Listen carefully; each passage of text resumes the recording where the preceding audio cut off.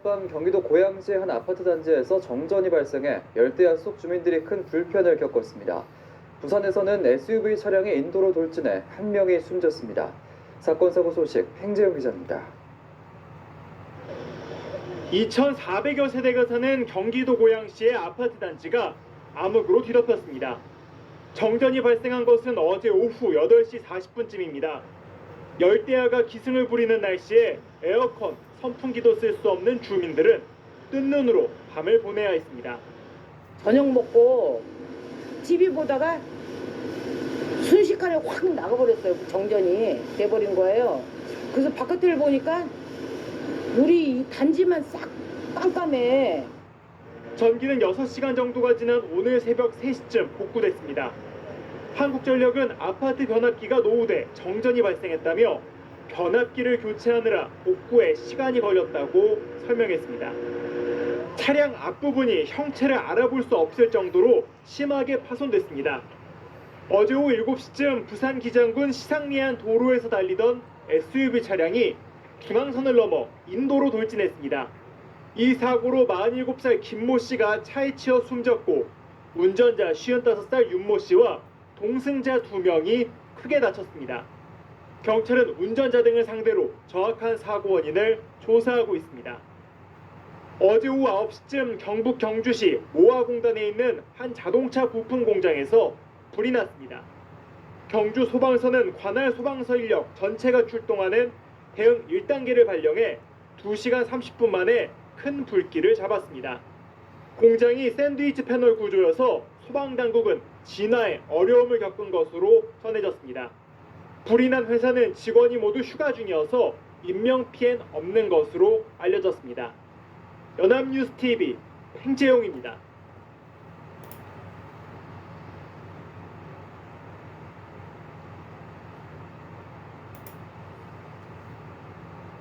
네, 오늘 서울에서는 20대 운전자가 차량으로 전신주를 들이받고 도망쳤습니다. 다친 사람은 없었는데 사고 주변 지역에 전기가 끊기면서 주민들이 피해를 봤습니다. 사건 사고 신지수 기자가 취재했습니다. 서울 서초동 2호선 강남역 근처 골목길. 조금 전 사람들이 지나간 자리에 고가의 외제차가 무언가와 강하게 부딪히고 반 바퀴 돌아 멈춰섭니다. 사고가 난 건 오늘 아침 6시 반쯤.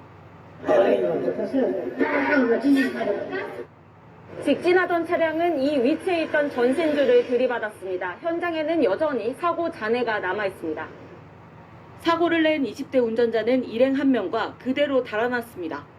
평소 보행자가 많이 오가는 곳이지만 다행히 인명피해는 없었습니다. 하지만 인근에 있던 주상복합 오피스텔 340여 세대가 반나절 넘게 정전되면서 30도를 넘나드는 무더위 속에 불편을 겪었습니다. 아이들이 물렁물렁해. 그러니까 못 팔아요. 버스가 아니니까 현금밖에 못 팔잖아요. 현금 갖고 다니는 사람 별로 없어요. 경찰은 운전자와 일행의 신원을 특정하고 추적하고 있습니다. 캄캄한 새벽 도로를 달려오던 SUV 승용차가 무언가에 부딪히며 크게 들썩입니다. 사고를 낸 운전자는 차에서 내려 주위를 둘러보더니 시동을 끄고는 사라졌습니다. 오늘 새벽 2시 반쯤 대전 가장동에서 승용차가 길가에 세워놓은 농기계와 오토바이를 연이어 들이받았습니다. 이 사고로 다친 사람은 없었지만 사고 차량과 농기계 등이 심하게 부서졌습니다. 경찰은 주변 차량의 블랙박스와 CCTV 등을 분석해 운전자를 찾고 있습니다. KBS 뉴스 신지수입니다.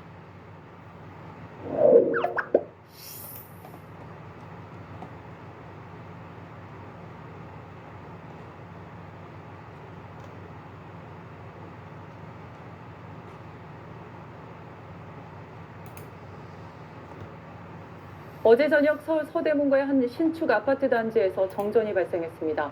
전기와 수도가 끊기고 주민들이 엘리베이터에 갇히기도 했습니다. 밤사이 사건 사고 소식 배정훈 기자입니다. 서울 서대문구의 천여 세대 규모 신축 아파트 단지입니다. 어제 저녁 8시 40분쯤부터 이 아파트 단지 전체에 전기 공급이 중단됐다 들어오기를 반복하다 2시간여 만에 완전히 복구됐습니다. 모닝 파악은 하고 있는데요. 네. 한전도 모닝 문제인지 장비 자체 문제인지 지금 확인을 하고 있습니다.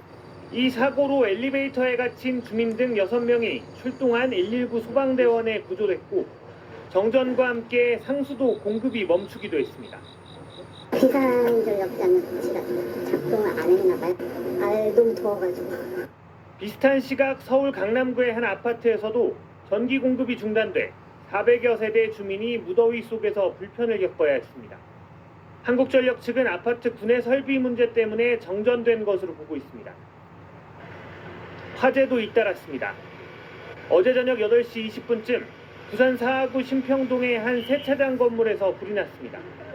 건물에 사람이 없어 다행히 인명피해는 없었지만 소방서 추산 350만 원의 재산 피해가 났습니다. 소방당국은 불길을 처음 발견한 목격자의 진술 등을 토대로 정확한 화재 원인을 조사하고 있습니다. 비슷한 시각 대전의 한 건물 3층 학원에서도 불이 나 학원생 등 200명이 대피했습니다. 불은 학원 내 과학 실험실 싱크대 주변에서 시작됐는데 경찰과 소방당국은 국과수 감정 등을 토대로 조사를 진행할 방침입니다. SBS 배정훈입니다.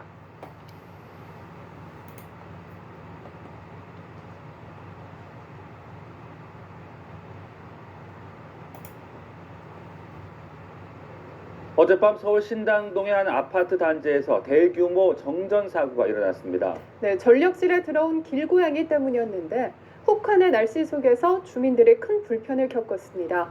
밤사이 사건 사고 소식을 정영빈 기자가 전해드립니다. 아파트 단지가 불빛 하나 없이 깜깜합니다.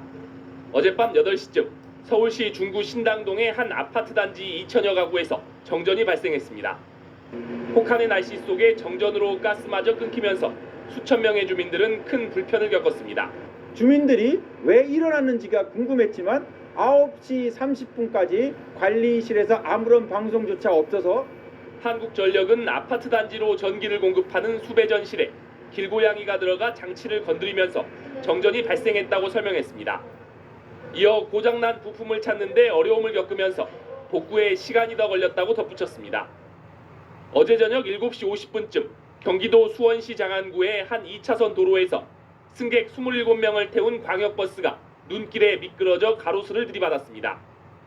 이 사고로 차량 운전자 윤모 씨와 버스 승객 김모 씨 등 2명이 다쳐 인근 병원에서 치료를 받았습니다.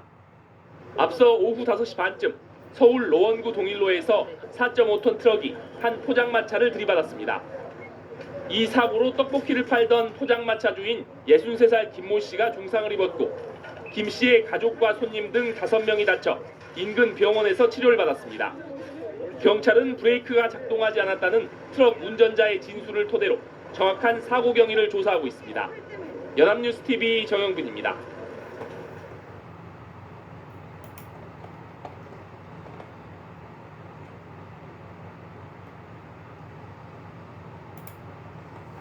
어제 저녁 대구 달성군의 아파트 단지 5곳에서 1시간 40분간 정전이 돼 엘리베이터에 주민 17명이 갇히는 소동이 벌어졌습니다. 또 제주도에서는 승용차가 바다로 추락해 3명이 숨졌습니다.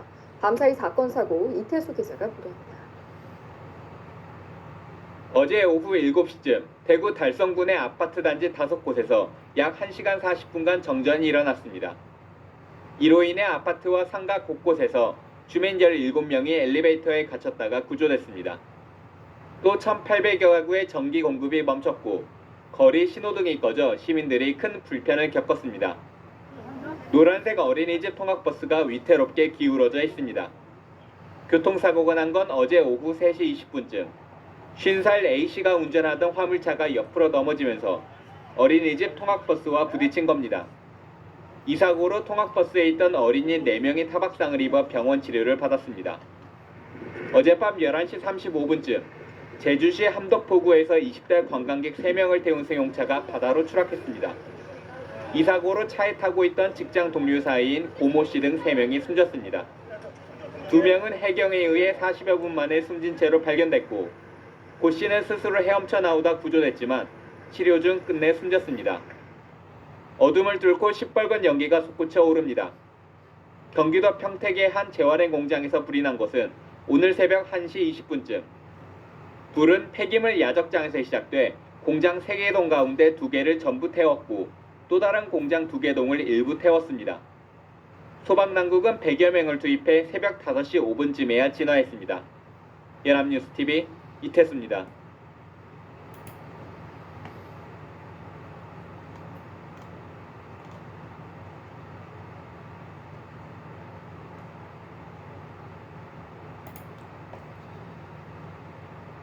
네, 본격 장마에 돌입했습니다. 수도권과 강원 등 전국에 많은 비가 내리면서 정전과 도로 침수 등 크고 작은 피해도 잇따랐는데요. 밤사이 사건 사고 박수주 기자가 전해드립니다. 어젯밤 10시 15분쯤 서울 동작구 사당동의 한 주택가에서 대규모 정전이 발생했습니다.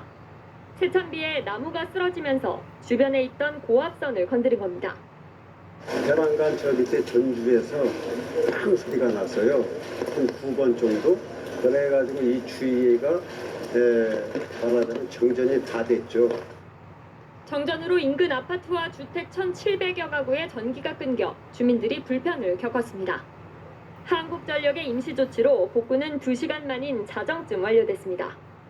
서울, 경기 등 수도권과 강원 지역에 100mm가 넘는 비가 쏟아지면서 피해가 속출했습니다.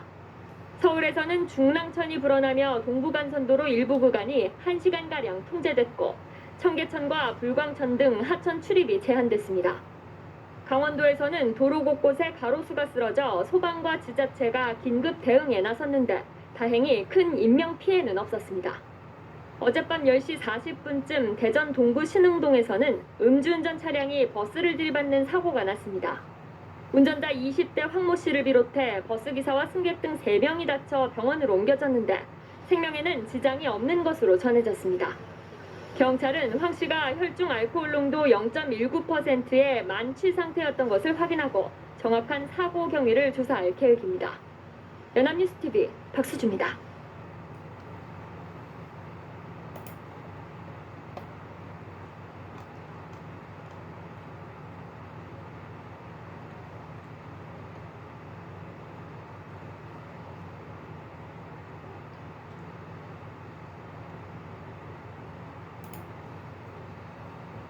교통 약자를 위해 지하철 역사마다 설치되어 있는 휠체어 리프트. 하지만 이 리프트는 위험할 뿐만 아니라 불편도 커서 교통 약자들의 이동권이 보장되지 못하고 있습니다. 역사마다 엘리베이터를 설치하는 것이 해결책이라고 합니다. 화강윤 기자가 보도합니다. 한 장애인이 전동 휠체어를 타고 저철력 휠체어 리프트에 올라가더니 금세 앞으로 꼬꾸라집니다. 지난 2008년 수원 화서역에서 일어난 사고로 80대 장애인은 추락해 숨졌습니다. 2009년 삼각지역에서는 여성 장애인이 리프트를 이용하려다 추락해 중상을 입기도 했습니다. 장애인들을 위한 장치라지만 휠체어 리프트는 위험하기만 합니다. 조금만 리프트에서 벗어났다간 큰 사고로 이어질 수 있는 겁니다. 80kg에 달하는 전동 휠체어에 사람까지 함께 올라 이동하다 보니 고장도 잦습니다. 실제로 서울도시철도공사가 관리하는 역사에서 휠체어 리프트 고장 횟수는 지난해 62건, 올해엔 지난달까지만 해도 54건이나 됐습니다. 문자를 너무 많이 주세요. 하루에 3번에서 4번 줄 때도 있고요. 7월달 한 달 동안은 그 리프트 부품이 없어서 아예 이용을 못한 적도 있었습니다. 매번 리프트를 이용할 때마다 영무원을 불러야 하는 것도 불편하고 이용 시간도 많이 걸립니다. 그냥 걸어서 이동했을 때보다 휠체어 리프트를 이용했을 때 얼마나 더 오래 걸리는지 한번 비교해봤습니다. 휠체어 이용자가 10배 가까이 시간이 더 걸렸습니다. 그래서 장애인 단체들은 모든 역사에 엘리베이터를 설치해야 한다고 요구하고 있습니다. 국가인권위원회도 지난 2009년 모든 역사에 휠체어 리프트 대신 엘리베이터를 설치하라고 권고했습니다. 모든 사람이 편리 삶을 찾기 위해서는 좀 빠른 시일 내에 광화문에 엘리베이터를 설치해 주셔서 감사하겠습니다. 서울 시내 302개의 지하철 역사 가운데 리프트를 타야만 이용할 수 있는 곳은 아직 41곳이나 남아 있습니다. SBS 화강윤입니다.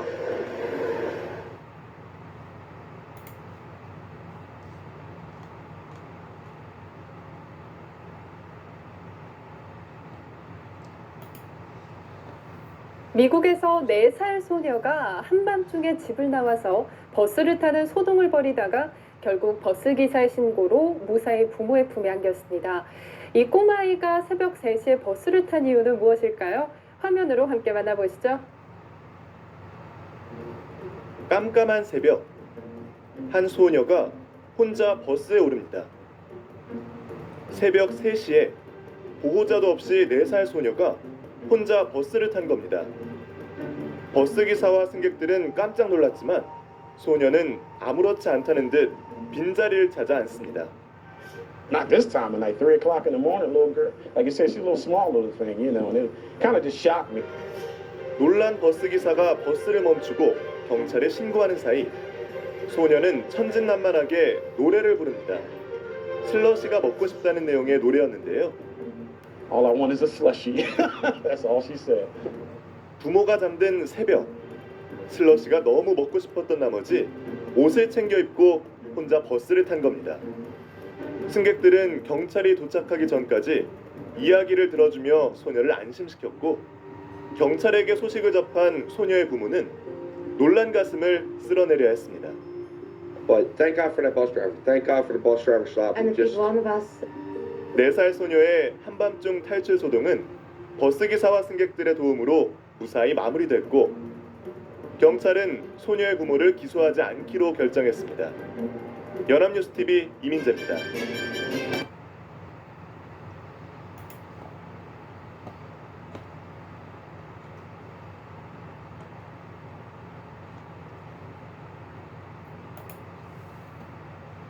어제 오후 서울 양재동 경부고속도로에서 구급차와 버스가 추돌하면서 구급차에 타고 있던 환자가 숨졌습니다.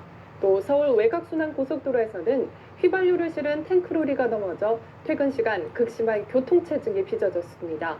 사건 사고 소식 김종성 기자입니다. 고속도로 한복판에 차량 잔해가 어지럽게 널려 있습니다.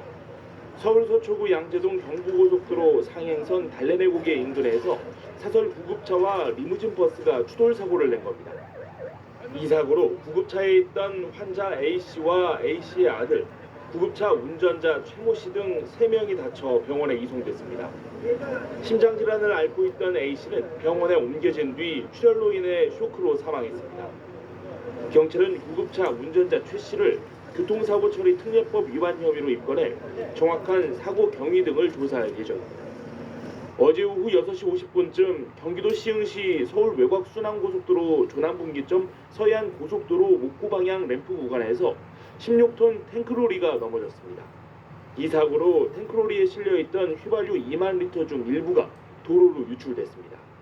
방제 작업이 이루어지는 동안 퇴근길 차량들이 뒤엉켜 극심한 교통체증이 빚어졌습니다. 제주 서귀포항에서는 59살 이모 씨가 바다에 빠졌다가 구조돼 병원으로 옮겨졌으나 끝내 숨졌습니다. 서귀포 선적 어선에서 일하는 이 씨는 생선 상자를 들고 정박한 선박 사이를 이동하다 발을 헛디뎌 해상으로 추락했습니다. 해경은 이 씨의 동료 선원과 목격자 등을 상대로 사고 원인을 조사하고 있습니다. 연합뉴스TV 김종상입니다.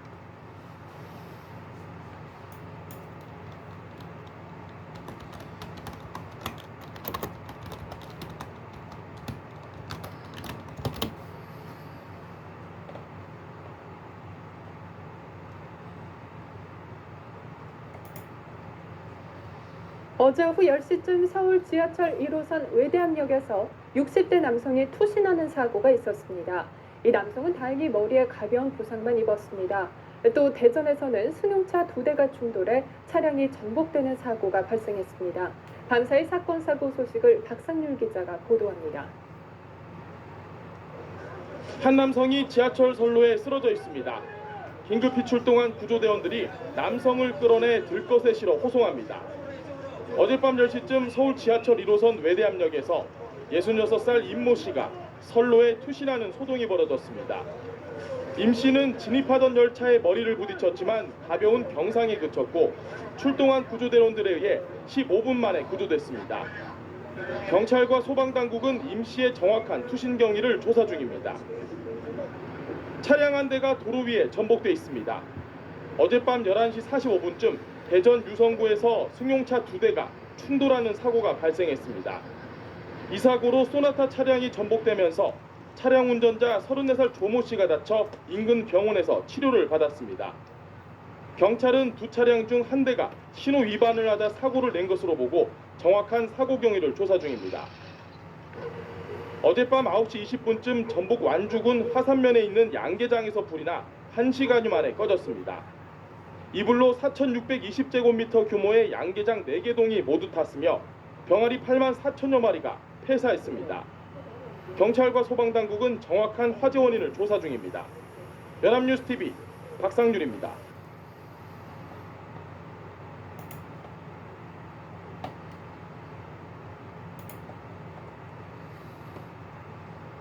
네, 어젯밤 경기도 의왕에 있는 간판 공장에서 큰 불이 났습니다. 또 서울 도봉역에서는 투신 사고가 발생해 퇴근길 지하철 운행이 한때 중단됐습니다. 밤사이 사건 사고 소식을 정빈나 기자가 보도합니다. 시뻘건 불길이 뿜어져 나오고 소방관들이 쉴 새 없이 물을 뿌려댑니다. 어제 오후 7시 10분쯤 경기도 의왕시에 있는 간판 공장에서 불이 나 공장 한 개 동을 모두 태운 뒤 1시간여 만에 진화됐습니다. 당시 공장 안에 있던 직원 2명이 긴급 대피해 인명피해는 없었지만 소방서 추산 1억 8천만 원의 재산 피해가 났습니다. 경찰과 소방당국은 공장 기계에서 불이 시작된 것으로 보고 화재 원인을 조사 중입니다. 차량 한 대가 뼈대만 남고 완전히 불에 탔습니다. 어젯밤 9시 10분쯤 경기도 화성시 장안면의 한 농로에 세워진 SUV 차량에서 불이 나 30분 만에 꺼졌습니다. 차량 뒷좌석에서는 남성 시신 한 구가 발견됐으며 폭발한 휴대용 부탄가스 10여 개가 발견됐습니다. 경찰은 블랙박스 확인 결과 해당 차량이 어제 오후 7시쯤부터 화재 장소에 있던 사실을 확인하고 자세한 경위를 조사 중입니다. 앞서 어제 오후 5시 20분쯤에는 서울 지하철 1호선 도봉역에서 37살 박모 씨가 전동차가 진입하던 순간 선로로 뛰어내렸습니다. 박 씨는 전동차에 치여 그 자리에서 숨졌습니다. 이 사고로 1시간 가까이 양방향 전동차 진입이 중단됐습니다. 경찰과 소방당국은 자세한 경위를 조사하고 있습니다. 연합뉴스TV 정빈나입니다.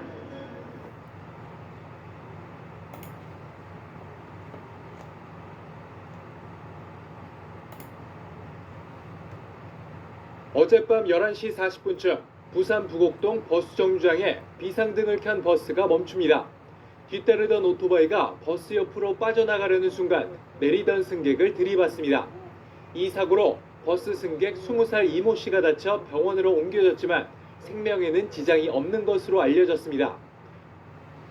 어젯밤 11시쯤 서울 지하철 1호선 도봉산역에서 동두천 방면 전동차가 들어오는 순간 48살 박모 씨가 뛰어들었습니다. 결국 박 씨는 숨졌고 열차 운행은 40분 동안 중단됐습니다. 경찰은 박 씨가 스스로 목숨을 끊으려고 한 것으로 보고 조사하고 있습니다. 이보다 앞선 어제 오후 6시 45분쯤 전북 전주시 효자동의 한 정류장에 멈춘 버스에서 불이 났습니다. 이 불로 소방서 추산 300만 원의 재산 피해가 나고 승객들이 대피하는 소동을 벌였지만 인명피해는 없었습니다. 경찰과 소방당국은 버스 뒤쪽에서 연기가 치솟았다는 목격자의 진술 등을 바탕으로 엔진 과열로 불이 난 것인지 조사하고 있습니다. YTN 조용성입니다.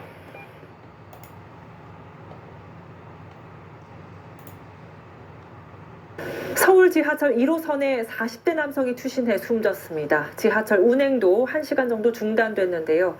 밤사이 사건 사고 소식 황민지 기자가 보도합니다. 지하철이 멈춰선 선로위. 의식을 잃은 남성을 구조대원들이 들것에 옮깁니다.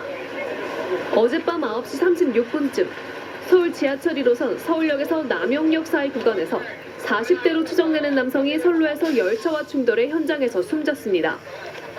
해당 구간은 외부에서 접근할 수 없는 곳이어서 이 남성이 어떻게 선로에 침입했는지 조사하고 있습니다. 그 플랫폼이 아니고요. 서울역에서 남영역 사이에 선로에서 발생한 건입니다. 이 사고로 1호선 상행선 운행이 40분가량, 인천 천안 방향 하행선 운행이 1시간 20분가량 중단됐습니다. 5층 건물에서 유리 파편이 쏟아집니다. 어젯밤 10시 25분쯤 서울 강서구 화곡동 5층짜리 건물 3층 모자 공방에서 불이 났습니다.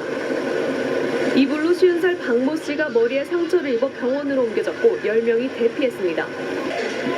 경찰은 모자 공방 주인 51살 김모 씨가 부부싸움 뒤 화가 나 인화성 물질을 뿌리고 불을 붙인 것으로 보고 있습니다.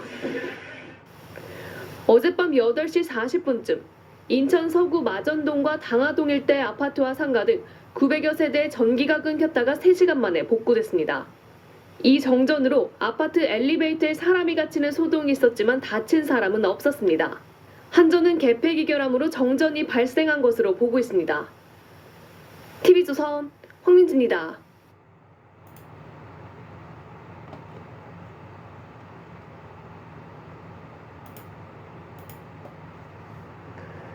서울 지하철 1호선 오류동역에서 1년 반 사이 투신 사고가 3차례나 있었습니다. 정부는 올해까지 모든 역에 스크린 도어를 설치하겠다고 했지만 사실상 불가능해 보입니다. 조성흠 기자입니다. 서울 구로구 지하철역 1호선 오류동역. 지난 목요일 평소 우울증을 앓던 40대 남성이 이곳으로 들어오던 전동차에 뛰어들어 목숨을 잃었습니다. 지난해 3월과 지난달에도 70대 노인이 전동차로 뛰어들어 크게 다치는 등 최근 1년 반 사이 투신 사고가 3차례나 일어났습니다. 지어진 지 100년이 넘어 낡은 이 역 플랫폼에는 보시다시피 스크린 도어가 없습니다. 지상에서 만들어진 역이라 열차가 들어오는 것도 훤히 보입니다. 발을 헛디뎌 선로로 떨어지거나 투신 자살 시도가 빈발하자 정부는 연말까지 수도권 모든 광역철도에 스크린 도어를 설치하겠다고 밝힌 바 있습니다. 자살 방지, 그러니까 자살하려고 하는 사람들의 의도를 막을 수 있는 어떤 물리적인 장벽의 역할도 하기 때문에 그런 순기능도 좀 있다. 하지만 오류동역이 포함된 광역철도는 공사 시작조차 못하는 등 연말까지 마무리한다는 계획은 이미 물 건너간 상황. 작업이나 좀 여러 인력이나 좀 여러 가지 사안이 있어가지고 한 번에 투입을 못하고 역별로 계획을 짜서 그냥 3개 정도, 4개 정도 여럿이 역시 이렇게 묶어서 이제 작업을 하고 있거든요. 지난해 전철 사고 사망자는 총 30명. 올해 상반기에도 벌써 11명이 열차에 뛰어들어 목숨을 잃었습니다. 연합뉴스 TV 조성흠입니다.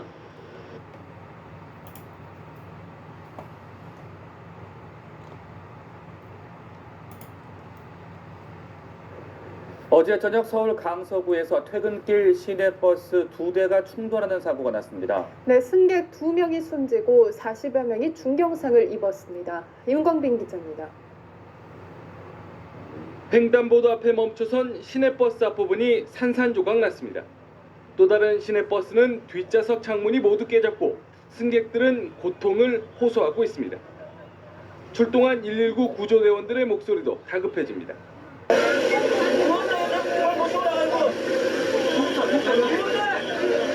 어제 저녁 6시 40분쯤 서울 강서구 공항중학교 앞 삼거리에서 김포공항 방면으로 가던 시내버스 60-3번 버스가 좌회전을 하던 22번 버스 뒷부분을 들이받았습니다. 이 사고로 22번 버스에 타고 있던 19살 여성 배모 씨 등 승객 2명이 숨지고 21살 이모 씨 등 41명이 중경상을 입었습니다. 사고 직후 사망자와 부상자들은 이대 목동병원 등 인근 11개 병원으로 분산 이송됐습니다. 경찰과 소방당국은 60-3번 버스가 신호를 위반하고 직진을 하다가 사고가 난 것으로 보고 정확한 사고 원인을 조사하고 있습니다. 편도 4차선 도로가 아수라장으로 변했습니다. 오늘 새벽 3시 10분쯤 서울 양천구 신월동 경인고속도로 서울 방향에서 승용차와 대형 탑차, 버스와 화물트럭 등이 사중 추돌하는 사고가 났습니다. 이 사고로 40살 하모 씨 등 3명이 다쳐 병원으로 옮겨졌습니다. 앞서 새벽 2시 10분쯤 부산 해운대구 석대동의 한 화원에서는 불이 났습니다. 이 불로 비닐하우스 50제곱미터와 사무기기 꽃등이 탔지만 주인이 퇴근하고 비어있어 인명피해는 없었습니다. 경찰과 소방당국은 정확한 화재 원인을 조사하고 있습니다. 연합뉴스TV 임광빈입니다.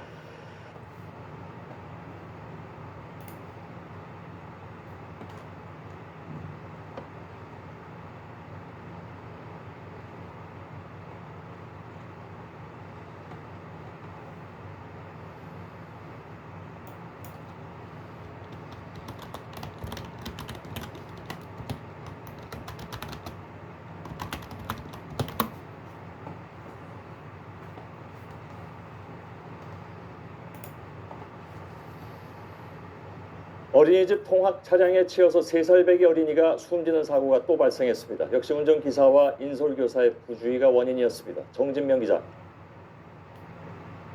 어린이집 통학 차량이 들어오고 잠시 뒤 차량 뒤편에 3살배기 아이가 혼자 서 있습니다. 아이는 후진하는 차량을 피하려는 듯 뒤로 물러서지만 차량은 그대로 아이를 덮칩니다. 오늘 오전 9시 15분쯤 전남 여수의 한 어린이집에서 3살 박모군이 통학 차량에 치여 병원으로 옮겨졌지만 숨졌습니다. 사고 당시 박군은 이 통학 차량 뒤에 서 있었지만 인솔교사나 운전기사는 이 사실을 전혀 알지 못했습니다. 경찰은 운전을 했던 어린이집 원장이 원생들을 내려주고 차를 돌리기 위해 후진하다가 박군을 보지 못하고 사고를 낸 것으로 보고 있습니다.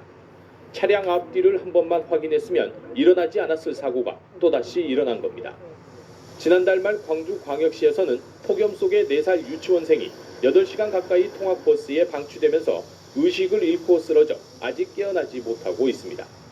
경찰은 운전자 송씨와 인솔교사 등을 상대로 사고 경위와 과실 여부를 조사하고 있습니다. JTBC 정진명입니다.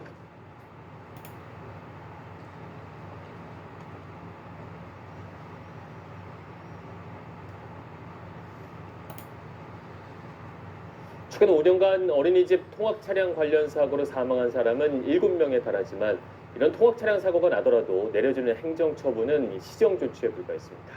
하지만 앞으로는 통학 차량 사고로 아이에게 중대한 피해가 발생하게 되면 곧바로 어린이집 문을 닫게 하는 원 스트라이크 아웃제가 도입됩니다. 윤정현 기자가 취재했습니다. 지난해 여름 32도를 웃돌던 날, 이 어린이집에선 4살 아이가 통학 차량 안에서 7시간이나 방치돼 숨지는 사건이 발생했습니다. 등원하는 아이들을 어린이집에 내려주고 차에 남은 아이가 없는지 어린이집 관계자들이 확인하지 않았던 겁니다. 당시 차량에 동승했던 운전기사와 인솔교사는 금고형을 받았지만 원장은 사회봉사 명령에 그쳤습니다. 주무부처인 복지부의 행정처분 역시 솜방망입니다. 통학 차량 사고가 발생해도 어린이집에 내릴 수 있는 행정처분은 일단 시정조치뿐입니다. 시정조치를 따르지 않으면 그때서야 15일 운영정지 처분을 할 수 있습니다. 최근 5년 동안 어린이집 통학 차량 사고가 400여 건이나 발생하고 사망자도 7명에 이르자 정부가 원장과 어린이집의 관리 책임을 대폭 강화하는 조치를 내놨습니다.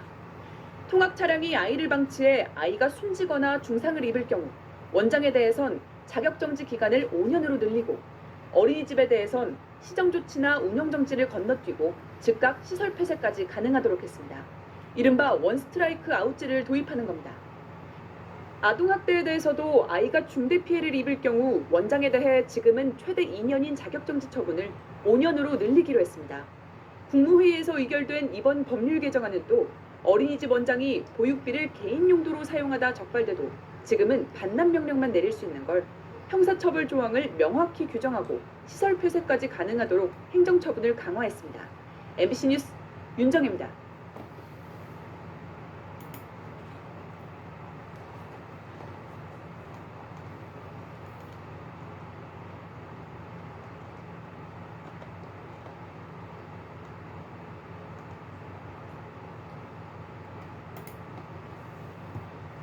어린이집 차량 사고가 또 일어났습니다.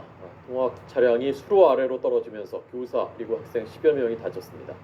우철희 기자 연결됐습니다. 우 기자 나오십시오. 네, 사회부입니다. 네, 어떻게 하다 일어난 겁니까? 네, 사고가 일어난 건 오늘 오전 9시 40분쯤입니다. 경기도 고양시 풍동에 있는 한 어린이집 앞에서 일어난 건데요. 이 어린이집 통학 차량인 25인승 버스가 경사진길에서 뒤로 미끄러지면서 2.5m 수로 아래로 굴러 떨어졌습니다. 이 사고로 차 안에 있던 어린이와 교사, 운전기사 등 모두 14명이 다쳐서 병원으로 옮겨졌습니다. 경찰 조사 결과 사고 당시는 통학버스가 어린이집에 도착해서 원생들이 하차를 하던 상황이었는데요. 핸드브레이크를 채웠지만 알 수 없는 이유로 버스가 뒤로 밀리면서 사고가 일어난 겁니다. 경찰은 비교적 큰 부상을 입은 운전기사 58살 김모 씨가 회복되면 정확한 경위를 조사할 방침입니다.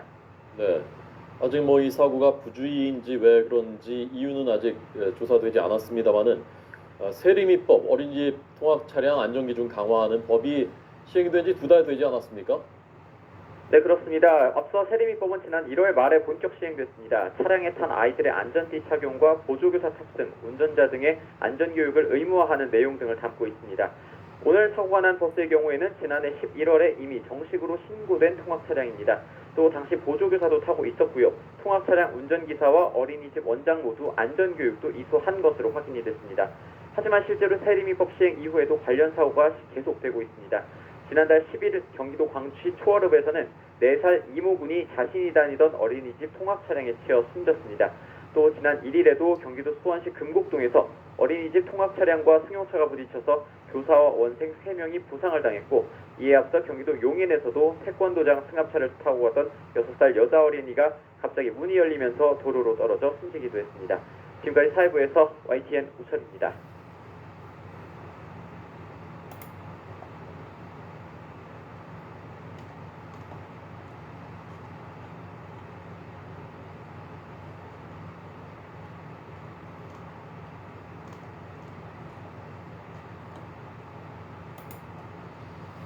어린이집 통학버스 사고가 또 발생했습니다.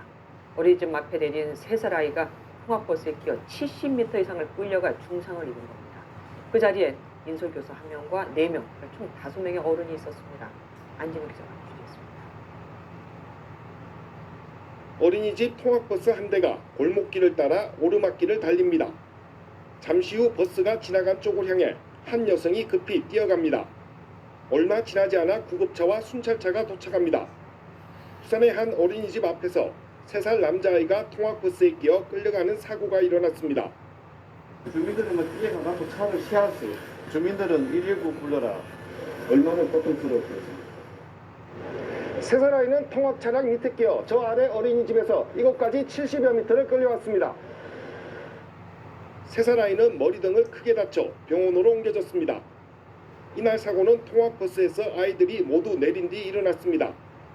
어린이집 앞엔 통학버스에서 내린 인솔교사와 다른 선생님들이 나와 있었지만 누구도 차에서 내린 한 아이가 차에 끼인 사실을 알아채지 못했습니다. 인솔교사 1명이 있고요. 그 다음 4명의 선생님들이 밖에 있었습니다. 교사가 여러 명이 같이 받고 타고 이렇게 하거든요. 차 밖에 하부 쪽에 조수석기 쪽으로 그렇게 낑겨서 빼냈다 이런. 경찰은 60대 통학버스 운전기사와 어린이집 교사 등 관계자들을 상대로 구체적인 사고 경위를 조사하고 있습니다. MBN 뉴스 안진우입니다.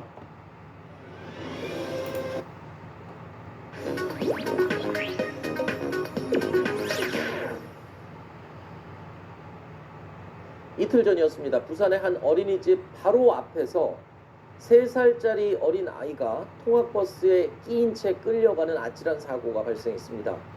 당시 현장에는 교사들이 여러 명이 있었지만 사고를 막지 못했습니다. 당시 상황 영상으로 보시죠. 자, 어린이집 통학버스가 언덕길을 올라갑니다. 그런데 무슨 문제라도 생긴 것인지 어린이집 교사가 급히 버스 뒤를 마구 쫓아 달리는데요. 잠시 뒤에 주민들이 모여들고 구급차와 경찰차도 도착합니다. 바로 3살 어린 남자아이가 통학버스 바닥에 끼인 채로 무려 70m를 끌려가는 끔찍한 사고가 발생한 겁니다. 자, 버스에 끌려갔던 이 3살짜리 아이, 다행히 생명에는 지장은 없지만 아주 크게 다쳤다고 합니다. 자, 사고 목격자의 이야기도 들어보시죠. 차를 시야라 해도 주민들은 뛰어가서 차를 시야했어요. 엄청 그렇죠. 머리를 많이 다치고 온몸에 사박살. 자, 다른 것도 아니고요. 어린이집 바로 앞입니다. 자, 현장에는 이 어린이집 교사가 5명이나 있었다고 하는데, 아니 왜 이런 사고를 막지 못했을까? 너무 안타깝습니다. 너무 안타깝죠. 사실은 이제 아이들을 태우고 와서 내렸어요. 네. 내리고 아이들이 버스 뒤로 통해서 학교를 들어간 거예요. 네. 그러니까 뒤로 갔는데 그걸 못 본 거죠, 지금 기사가. 한 명의 아이가 마지막에 아마 지나가는 과정을 발견을 못하고 다 간 줄 알고 뒤로 그냥 후진을 하다 보니까 결국 저런 사고가 발생한 거거든요. 그러니까 교사들이 제 생각은 좀, 제가 교사들은 뭐 탓하고 싶진 않지만 끝까지 인솔을 다 해야 돼요. 교사가 5명 있었는데 예를 들면 당연하죠. 아이들은 뒤에 안 보일 수 있잖아요. 네. 안 보일 수 있으니까 키가 작아서 선생님이 뒤에 다 서서 아이가 다 지나간 뒤에 버스 기사한테 가도 된다 라고 사인을 주는 그런 조금 더 세심한 고려가 필요했는데 그런 부분들이 제대로 안 됐기 때문에 결국은 운전자가 저런 이제 실수를 하게 되는 상황이 됐다고 보여집니다. 네. 70m나 끌려갔으니까 이거 얼마나 아팠겠어요. 좀 병으로 이송이 됐는데 네. 정말 저는 조금 더 관심을 가지면 막을 수 있는 사고들을 막지 못하는 게 너무 안타깝습니다. 자, 어른이 5명, 선생님이 5명이나 있었고 또 운전자도 이 본인은 지금 정작 사고 사실조차 모르고 있었다고 진술을 하고 있다는데 글쎄요, 운전자가 주변을 제대로 확인하지 않고 출발한 건 아닌지 경찰이 물론 이 사고에 대해서 정확한 상황을 지금 조사하고 있습니다. 자, 어린이 보호구역 안에 그리고 통학버스 관련 사고 문제는요, 어제 오늘 일이 아니죠. 이른바 민식이법, 세리미법 이런 법들이 이미 시행 중입니다. 여전히 관련 사고 소식들이 계속 들려오는 것이 이해가 되지가 않는데, 자, 어린이가 사망하거나 크게 다친 교통사고, 자, 이달 들어서만 뉴스로 접한 게 벌써 3건입니다. 자, 이를 두고 현행법에 허점이 있는 게 아니냐, 이거는 그냥 법만 만들어 놓는다고 해서 될 일이 아니다, 이런 지적이 있습니다. 근데 법은요, 결과적으로 처벌을 강화하는 법이에요. 그렇죠. 처벌을 하자. 예를 들어 지금 지난 7일에 있었던 굴착기에, 건설기계 굴착기에 치인 2명의 사상자 발생한 이것도 민식이법에 적용이 안 된다. 왜냐하면 민식이법에서 가중처벌하기로 한 자동차라는 것에 굴착기가 포함되어 있지 않기 때문에 이 굴착기 운전자는 민식이법에 의해서는 처벌되지 않는다. 그래서 법에 허점이 있다. 이제 이런 얘기들도 있는데, 예를 들어 굴착기가 민식이법에 규정한 자동차에 허용된다고 해서 네. 이 사고가 안 났겠습니까? 그렇죠. 그건 아니죠. 네. 중요한 거는 우리 사회가 물론 뭐 모두에게 해당되는 얘기겠지만은 뭔가 이렇게 좀 빨리빨리 하고자 하는 문화가 있지 않습니까? 네. 스쿨존에서도 웬만하면 30km 정도 이하로 가야 되는데 좀 없으면 좀 빨리 가고, 아까 그 어린이집 그 버스 같은 경우에도 빨리빨리 가려는 그런 네. 상황. 그러니까 거기 5명의 성인 그 교사들이 있었음에도 불구하고 사고를 못 막았다. 네. 그래서 이거는 처벌이 능사가 아니기 때문에 법을 강화한다는 것도 물론 필요하지만은 네. 전체적인 안전교육, 안전의식 이런 것들에 대한 생각이 더 우선이 돼야 되지 않을까, 저는 그렇게 생각합니다. 좀 이 어린이집 버스는요, 이 다른 차들보다 더욱더 주의하셔서 더 살펴보시고 그렇게 운행을 하셔야 될 것 같습니다. 제발 좀 이런 안타까운 어린 아이들 교통사고, 특히 다른 차도 아니고 어린이집 버스에 치이거나 다치는 이런 사고 좀 막았으면 좋겠습니다.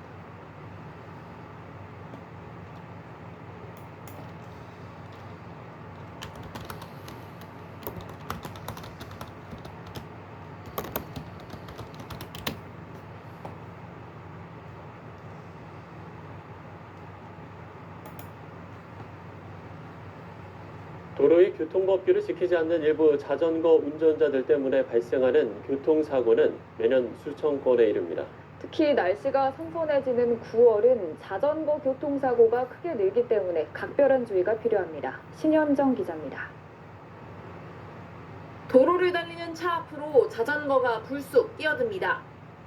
무리하게 도로로 나오면서도 도로 상황을 살피지 않습니다. 차가 멈추지 않았다면 사고로 이어질 상황이었습니다. 시야가 좁아지는 밤에도 신호를 무시한 채 길을 건너는 자전거. 자동차와 그대로 충돌합니다. 선선해진 날씨에 자전거 이용이 많아지면서 관련 교통사고도 늘고 있습니다. 자전거와 고라니를 합친 자라니족이라는 신조어도 생겼습니다.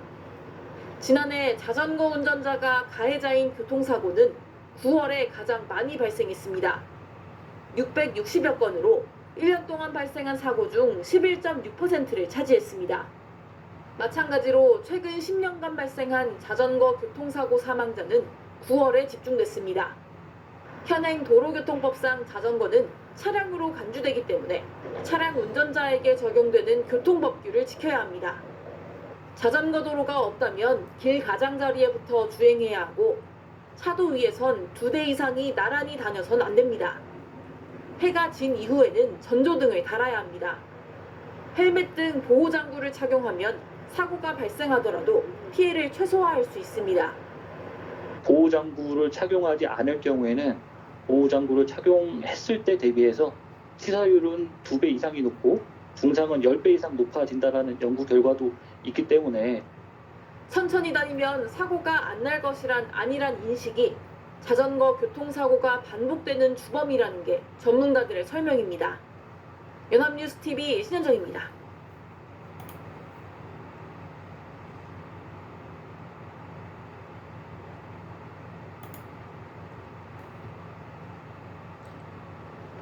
오늘 새벽 자전거를 타던 남성이 승용차와 충돌해 큰 부상을 입었습니다.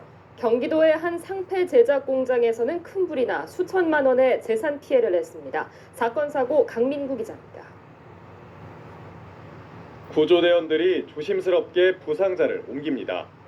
오늘 새벽 5시 40분쯤 부산의 한 아파트 단지 앞 도로에서 벤츠 승용차와 자전거가 충돌했습니다. 이 사고로 자전거를 타던 60대 남성의 머리가 차량 앞 유리창에 끼어 큰 부상을 입었습니다. 유리창을 부수고 나서야 남성은 구조됐고 현재 병원에서 치료를 받고 있습니다.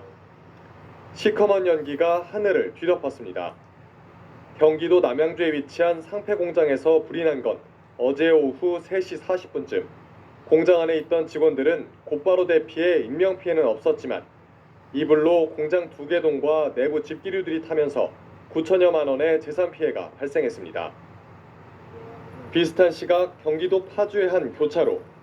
소방대원들이 갤로퍼에 있는 운전자를 밖으로 꺼내느라 안간힘을 쓰고 있습니다.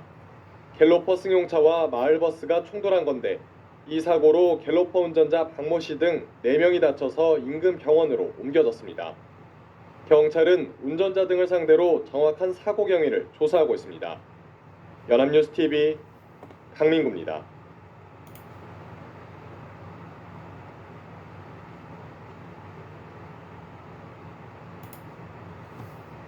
네, 안타까운 사고 소식이 있습니다. 자전거를 타고 횡단보도를 건너던 초등학생이 차에 치여 숨지는가 하면 아버지와 딸이 탄 차가 화물차를 들이받아 아버지가 숨지는 사고도 발생했습니다. 김웅래 기자입니다. 서울 기름동에 있는 아파트 단지 앞 CCTV 화면입니다. 어제 오후 4시쯤 흰색 SUV 차량이 아파트 정문을 빠져나간 뒤 주변 사람들이 모여듭니다. 정문을 나섰던 차는 오른쪽으로 후진합니다. 비보호 좌회전을 하던 차가 자전거를 타고 횡단보도를 건너던 초등학교 6학년생을 친 직후 영상입니다. 자전거 이렇게 오면서 한 10팀에서 박았을 것 같아요. 애가 그 밑에 깔려 있었어요. 저 조수석 속으로 이렇게. 그래서 사람들이 안 되겠다 해갖고 이제 들은 거예요. 사고를 당한 학생은 주민들의 도움으로 차 밑에서 꺼내진 뒤 이곳에 누워 구급차를 기다렸습니다. 학생은 병원으로 옮겨졌지만 결국 숨졌습니다. 경찰은 운전자를 상대로 사고 경위를 조사하고 있습니다. SUV 차량이 심하게 부서졌습니다. 어제 오후 4시쯤 대전 사정동에서 도로를 달리던 차가 주차된 화물차를 들이받았습니다. SUV 운전자 33살 유모 씨가 숨졌고 함께 타고 있던 9살짜리 딸도 다쳐 병원으로 옮겨졌습니다. 어제 오후 서울 장이동 건물 철거 현장에서 붕괴 사고로 지하에 매몰된 노동자를 찾기 위한 수색 작업이 밤새 진행됐습니다. 추가 붕괴 위험이 있어 중장비를 사용할 수 없어서 거의 수작업으로 구조 작업이 진행되고 있는 상태입니다. 경찰은 수색 작업이 마무리되는 대로 사고 현장에서 안전수칙이 제대로 지켜졌는지 조사할 예정입니다. YTN 김웅래입니다.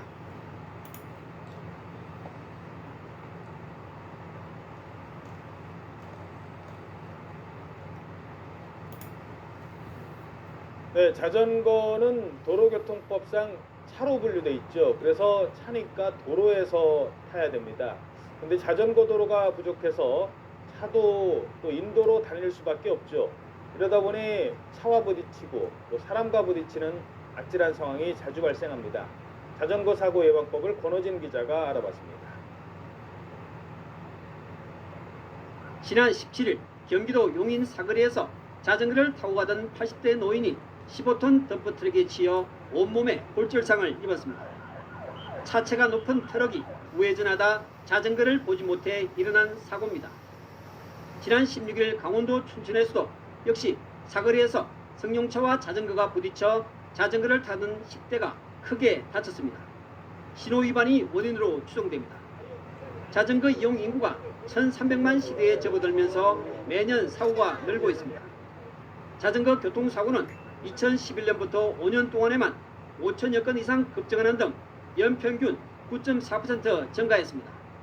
또 해마다 270에서 280여 명이 사고로 숨졌습니다. 주로 자동차에 의한 사고지만 자전거가 안전운전 의무 불이행 등으로 가해자가 되는 경우도 많습니다. 자전거 교통사고를 예방하려면 우선 자전거 도로를 이용해야 합니다. 하지만 현실적으로 부족한 실정이어서 교통법규를 준수하는 게 중요하다고 경찰은 지적합니다.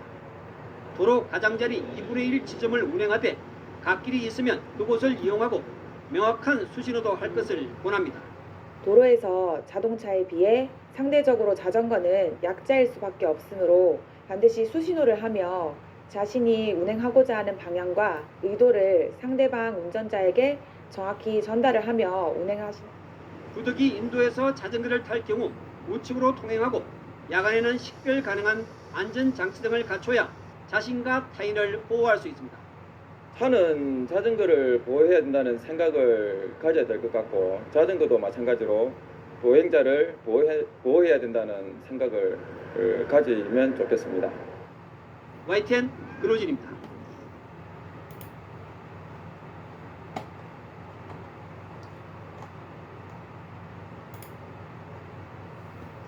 최근 친환경에 대한 관심이 높아지면서 자전거 이용자가 늘고 있습니다.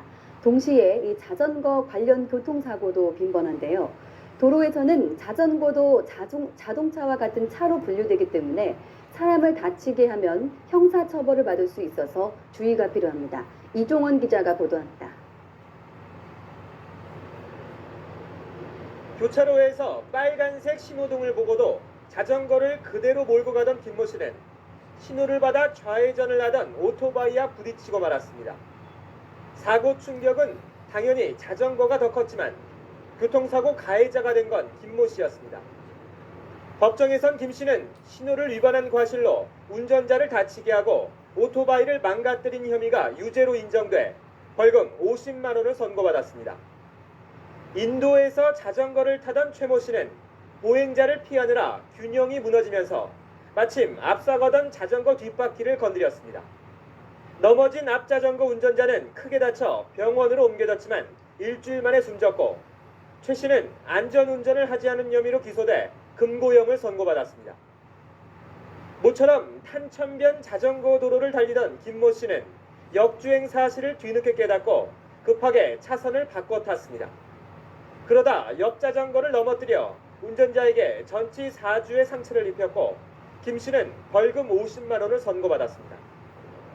사고가 일어난 장소는 차도와 인도, 자전거 도로 등 모두 달랐지만 사고를 낸 이들에게 적용된 법규는 자동차와 같은 교통사고 처리 특례법입니다. 도로교통법상으로는 자전거도 차에 포함되므로 자전거를 몰다가 실수로 다른 사람을 다치게 한 경우에도 교통사고 처리 특례법에 따라 형사처벌을 받을 수 있습니다. 자전거가 보행자를 친 사고도 해마다 꾸준히 늘어 지난해에는 790여 건으로 5년 전과 비교하면 무려 3배나 증가했습니다. 도로에선 자전거 페달을 밟는 순간 가속 페달을 밟아 자동차를 모는 것과 다를 게 없습니다. 법원 관계자는 자전거도 엄연히 차로 분류되는 만큼 어떤 경우에도 예외는 인정되지 않는다고 강조했습니다. YTN 이종원입니다.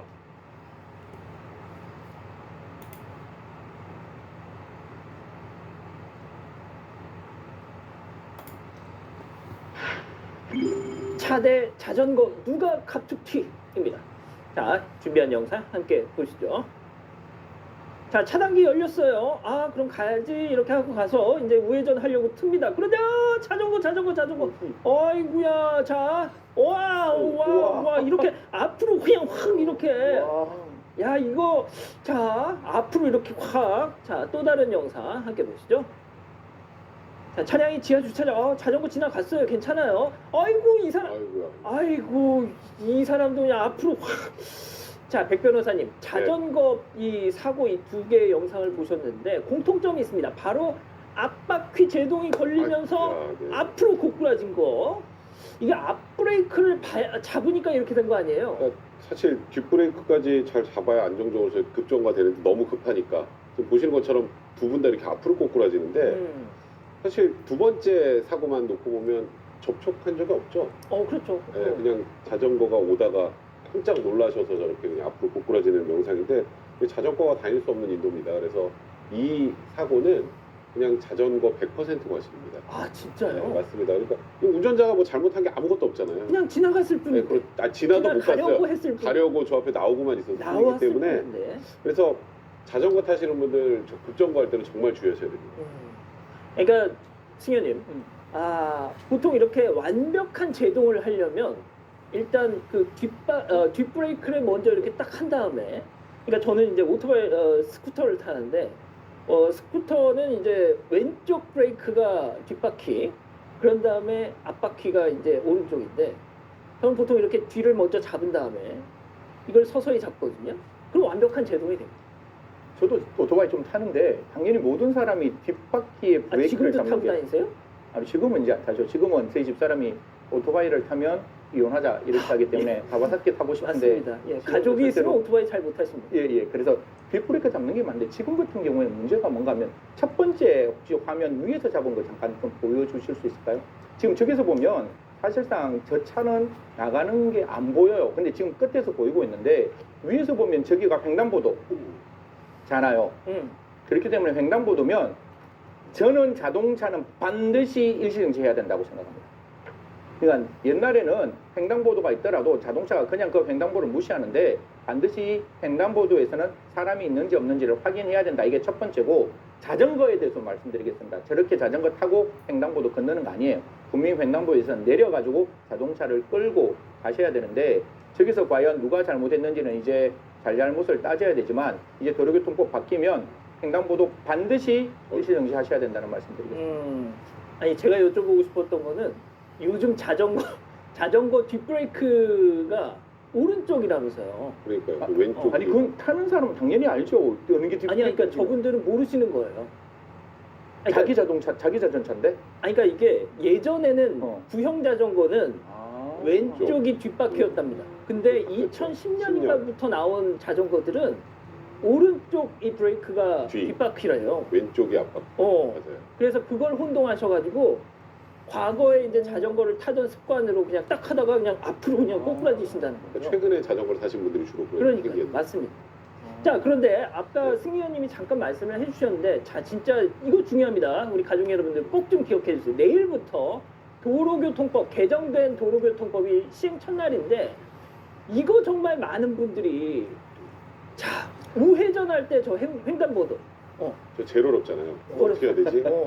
저거 만약에 백 변호사님 죄송합니다. 안 가고 좀 기다리면 뒤에서 빵빵거려요. 빨리 가라고. 근데 사람도 이제 빵빵거려도 뒤에 그냥 서 계셔야 돼요. 그러니까.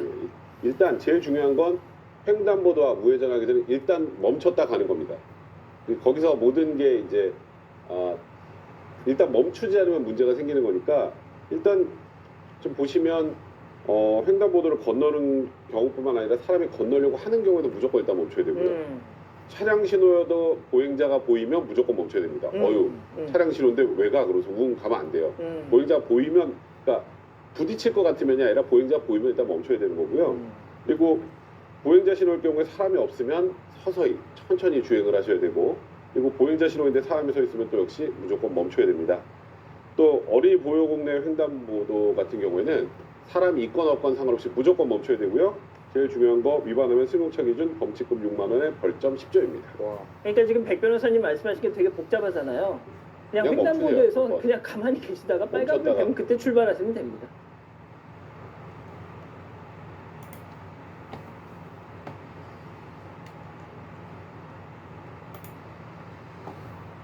어제 자전거를 타던 초등학생이 차량과 부딪혀 병원으로 옮겨졌지만 결국 숨졌습니다.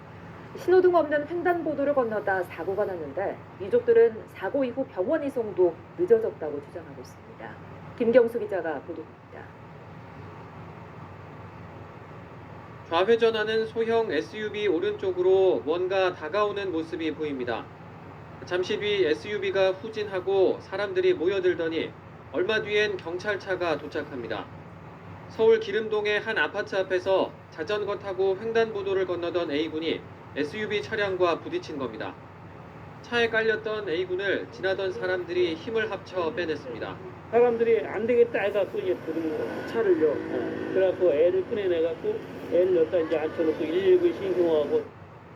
차로 5분 거리에 119 안전센터가 있었지만 다친 A군은 상당 시간 기다려야 했습니다. 오후 3시 52분에 119 신고가 접수됐고 10분 뒤 구급차가 현장에 도착했지만 A군은 곧바로 병원으로 출발하지 못했습니다.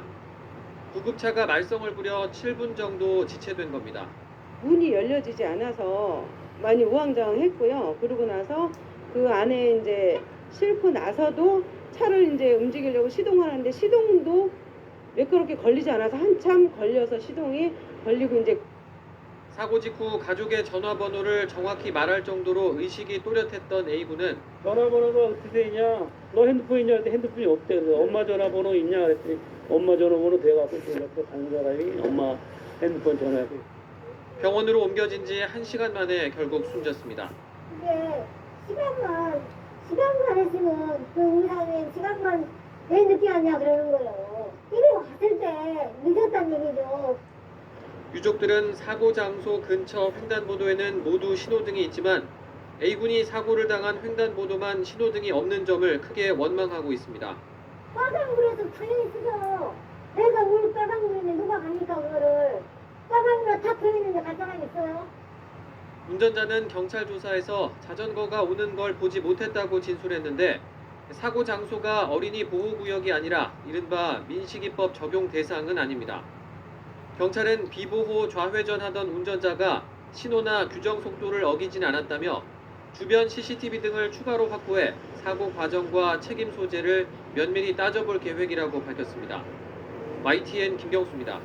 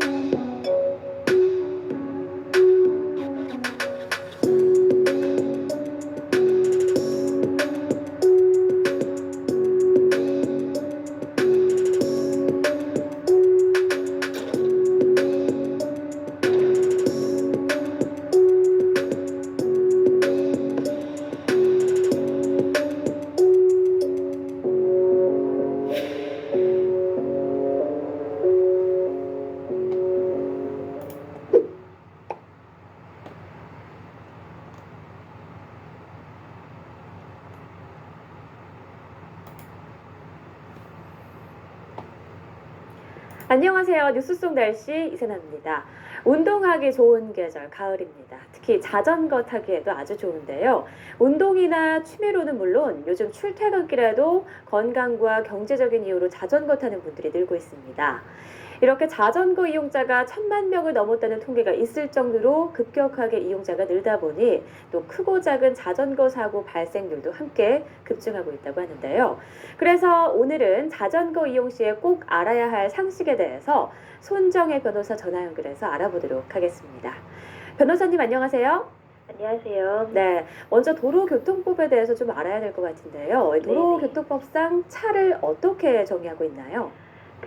도로교통법상 차는 대표적으로 자동차, 건설기계, 오토바이라고 하는 원동기 장치 자전거, 그리고 자전거, 그 밖의 동력으로 운전되는 모든 것을 차로 분류하고 있습니다.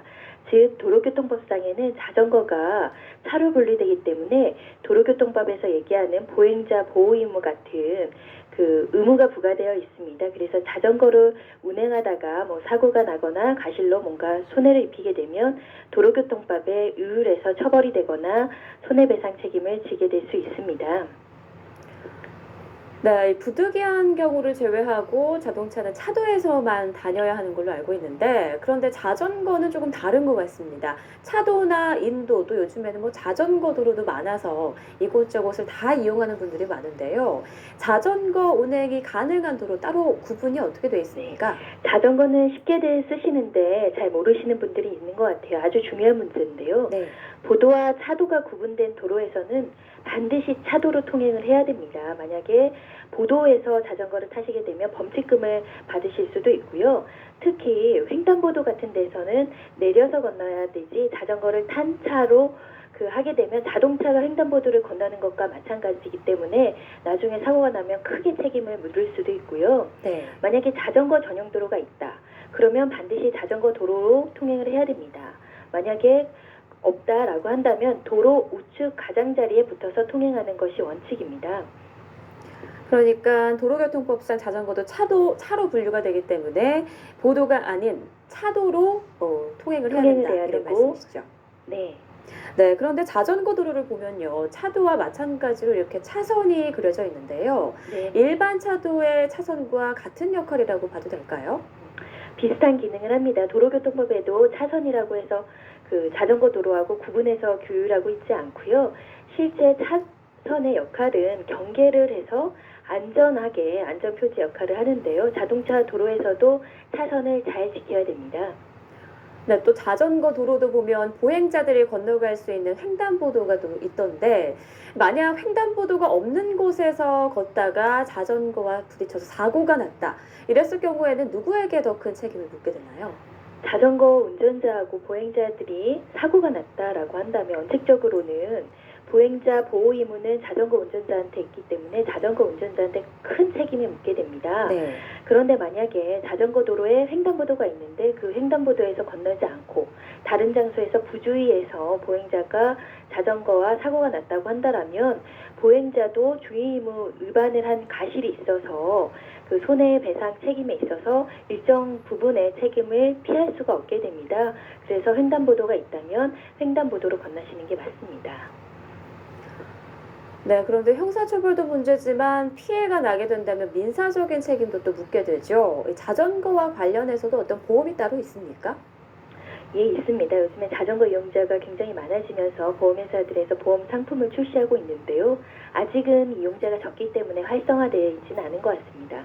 하지만 일부 지자체 등지에서는 지금 단체로 가입해서 주민들을 보호하려는 시도를 하고 있습니다. 자전거 보험이 반드시 필요한 이유는 자동차랑 똑같이 생각하면 되기 때문에 사고가 나면 굉장히 큰 민사상 손해배상을 질 수도 있고 특히 교통사고 처리 특례법도 적용이 가능하기 때문에 가실에 의해서 사람을 치는 경우에는 처벌까지 가능할 수 있습니다. 그런데 이렇게 보험이 들게 되면 종합보험 같은 경우는 일정한 경우에는 처벌을 면할 수도 있을 것이고요. 나중에 피해자가 발생했을 때는 실손해도 보상해 줄 수 있기 때문에 자전거를 많이 타시는 분들은 자전거 보험에 대해서 잘 알아보신 후 보험을 드시는 것이 현명하실 겁니다. 네.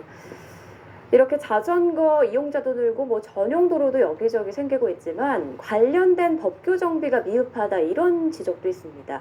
어떤 점이 좀 보완돼야 한다고 생각하십니까? 우선 자전거 전용 도로는 조금 많이 생기는 반면에 대부분은 보행자 겸용이라고 해서 사고 위험성이 오히려 높아졌습니다. 그런데 사고 위험에 따라서 그 자전거가 자동차 같은 보호 의무가 강하게 부여되는 반면 자전거 운전자를 보호할 수 있는 조치들은 별로 없기 때문에 좀 미흡한 점들이 있다라고 지적이 되고 있고요.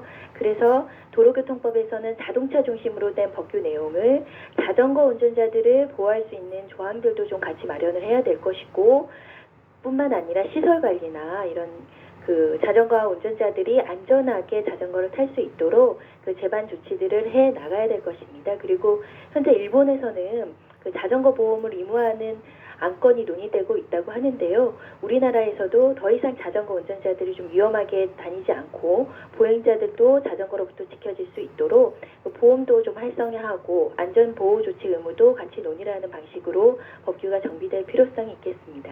네, 이제 자전거 이용자가 기하급수적으로 늘고 있는 상황이기 때문에 뭐 나중에 소잃고 외양간 고칠 게 아니라 미리미리 관련 법규가 좀 마련돼야겠네요. 네, 변호사님 오늘 말씀 고맙습니다. 감사합니다.